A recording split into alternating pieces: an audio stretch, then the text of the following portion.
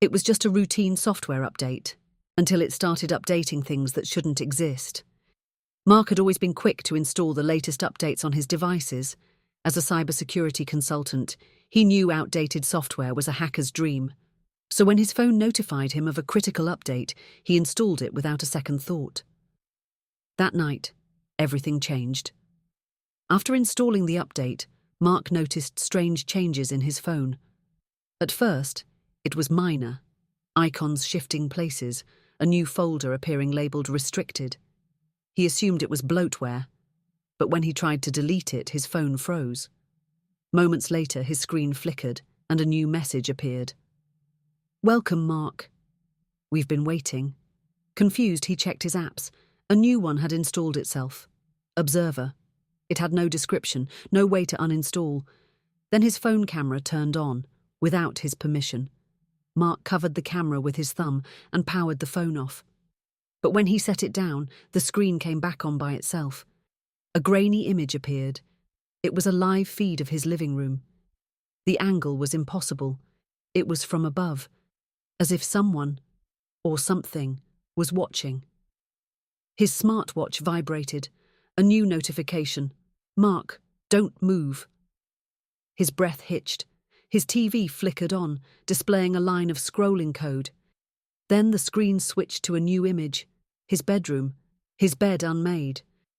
But Mark hadn't been in there since morning. His heart pounded.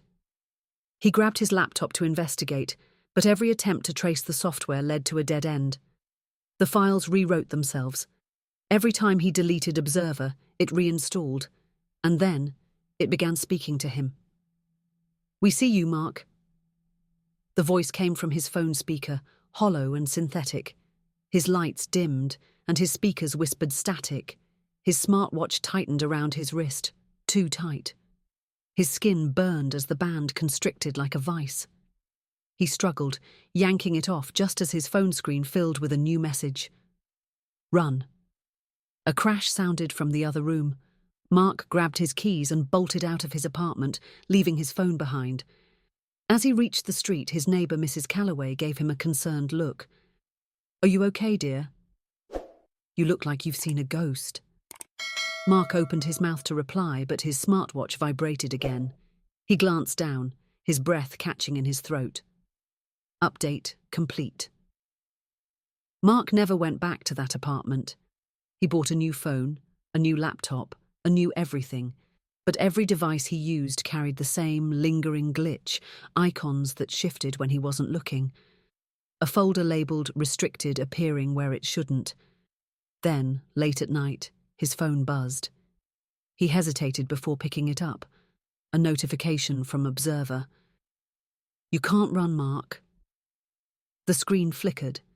His reflection in the black glass of his phone was distorted, his mouth slightly too wide, his eyes too hollow. Then the final message appeared. "No more updates required. You belong to us now." Mark threw the phone across the room, his pulse racing. But the TV turned on by itself, the words flashing across the screen, appearing on his laptop, his smartwatch, every digital surface in the room. "We're already inside." Technology makes life easier, but at what cost? If you enjoyed this story, be sure to like, subscribe, and turn on notifications. Just make sure your next update doesn't come with something extra.